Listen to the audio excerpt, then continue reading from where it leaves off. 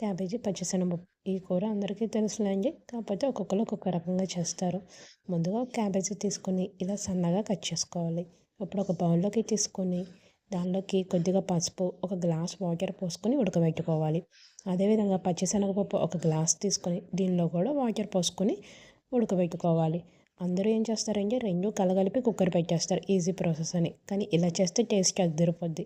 ఇప్పుడు పాన్ తీసుకొని కొద్దిగా ఆయిల్ వేసుకొని దాంట్లోకి ఆవాలు, పచ్చిశనగపప్పు, మినప్పప్పు, కొద్దిగా జీలకర్ర వేసుకొని ఫ్రై చేసుకోవాలి. ఇవి కొద్దిగా ఫ్రై అయిన తర్వాత సన్నగా కట్ చేసుకున్నటువంటి ఉల్లిపాయ, పచ్చిమిర్చి వేసుకొని ఫ్రై చేసుకోవాలి. ఉల్లిపాయ, పచ్చిమిర్చి ఫ్రై అయ్యాక 1 టేబుల్ స్పూన్ అల్లం వెల్లుల్లి పేస్ట్ వేసి పచ్చి వాసన పోయే వరకు ఫ్రై చేసుకోవాలి. ఇప్పుడు ఉడకబెట్టినటువంటి పచ్చిశనగపప్పు కూడా వేసుకోవాలి. ఇది మరీ మెత్తగా ఉడకకూడదండి. 90% ఉడికితే సరిపోతుంది. ఇప్పుడు ఉడకబెట్టుకున్నటువంటి క్యాబేజీ కూడా వేసుకొని మొత్తంగా ఒకసారి కలుపుకోవాలి. అన్నీ కలిపి కుక్కర్ పెడితే ఎందుకో నాకు అదొక రకమైన స్మెల్ అనిపిస్తుందండి. ఇలా చేసి చూడండి, టేస్ట్ అద్దరిపోతుంది. ఇప్పుడు దీనిలోకి రుచికి సరిపడా ఉప్పు అనేది వేసి మొత్తంగా కలుపుకొని మూత పెట్టుకోవాలి. ఇలా మూత పెట్టుకొని కనీసం 15 మినిట్స్ వదిలేసిన తర్వాత దీంట్లో ఉన్న వాటర్ మొత్తం ఇంకిపోతుంది. చూసారు కదా. ఆ తర్వాత మళ్ళీ మూత పెట్టుకుని ఒక 10 మినిట్స్ వదిలేస్తే ఇలా ఆయిల్ అనేది మనకి పైకి తేలుతుంది.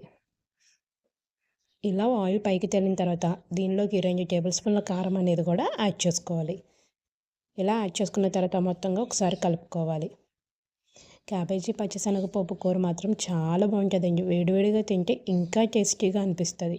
ఇప్పుడు దీనిలోకి కొద్దిగా కరివేపాకు రెమ్మలు అనేవి కూడా యాడ్ చేసుకుని ఒకసారి కలుపుకోవాలి. మీలో ఎంతమంది క్యాబేజీ తింటారు? నేనైతే ఇటువరకు అస్సలు తినేదాన్ని కాదండి. ఒక సర్టెన్ స్టేజ్ వచ్చిన తర్వాత పిల్లల కోసమైనా మనం తినటం నేర్చుకోవాలి కదా, అలాగే. ఇప్పుడు దీనిలోకి సన్నగా కట్ చేసినటువంటి కొత్తిమీర వేసుకోవాలి. ఇలా కట్ చేస్తే చాలా ఈజీగా అయిపోతుందండి కొత్తిమీర. ఇలా కట్ చేసుకుని దీన్ని అంతా బాగా కలుపుకోవాలి. చూసారు కదా, ఆయిల్ అనేది పైకి తేలి కూర అనేది చక్కగా దగ్గరికి వచ్చేసింది. ఇప్పుడు వేడివేడి అన్నంలోకి ఈ కూర కలుపుకొని ముద్దలు తింటుంటే సూపర్ అనిపిస్తుందండి. ఒక్కసారి ఇలా ట్రై చేయండి, కుక్కర్లో కాకుండా. ఇంకెందుకు ఆలస్యం, please subscribe my YouTube channel.